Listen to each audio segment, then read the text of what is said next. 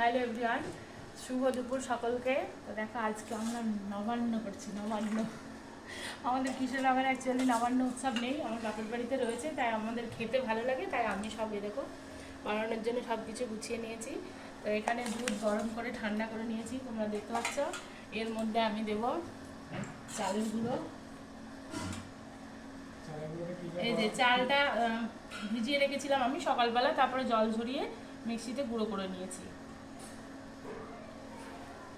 Camera on করেছিস তো, click করেছিস তো। এই যে তোমরা যতটা পরিমাণ দেবে ততটা পরিমাণ এ করবে।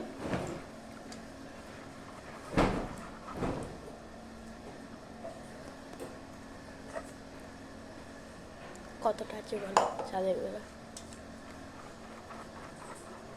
এই যে আমি এটা একদম লিকুইড করে গুলে নিয়েছি, তার কারণে এই ফলগুলো দেবো তো তারপরে টাইট হয়ে যাবে। তো এখানে আছে, তোমরা দেখে নাও, পানি ফল, শসা, আদা কুচানো, কাজু কিশমিশ আমি কুচো করে নিয়েছি, কমলা লেবু, আখ, শসা, আপেল, আর এখানে আছে নারকেল কুচি। তো এগুলো আমি সব এর মধ্যে দিয়ে দেবো। লেবুটা একটু পরে দেবো, কারণ ওগুলো একটু চটকাতে হবে। তো লেবুটা যদি টক থাকে তাহলে দুধটা ফেটে যাওয়ার চান্স আছে, ওই জন্য লেবুটা আমি এখন দেবো না, শেষে দেবো। আর বাদ বাকি এগুলো সব দেবো।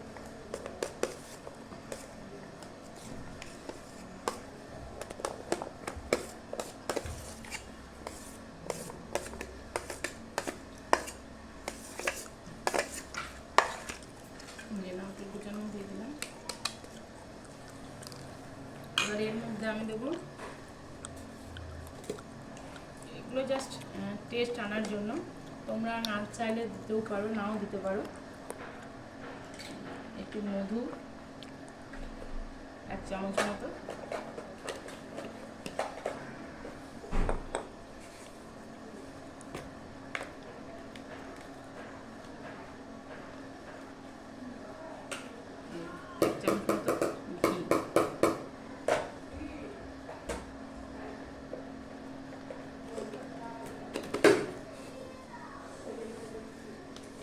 আমি মিষ্টিটা যে যেরকম খাবো সেরকম চিনি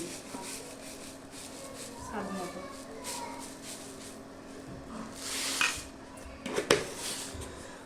আর দেবো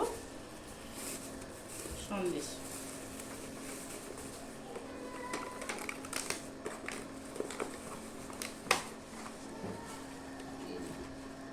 সন্দেশগুলো একটু ভেঙে দেবো।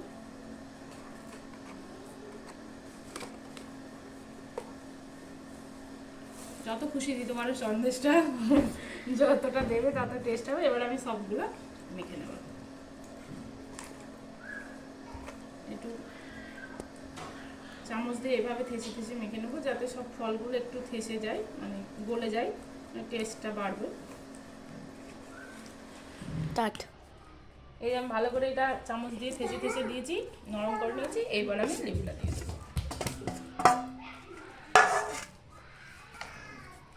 কারণ কমলা লেবুটা গলে গেলে খেতে ভালো লাগবে না, তো ওই জন্য লেবুটা পড়ে যায়। ব্যাস। তো তোমাদের কাদের গ্রামে রয়েছে বা শহরে রয়েছে এই নিয়ম খাওয়ার নবান্ন উৎসব, আমাকে কমেন্ট করে অবশ্যই জানাবে।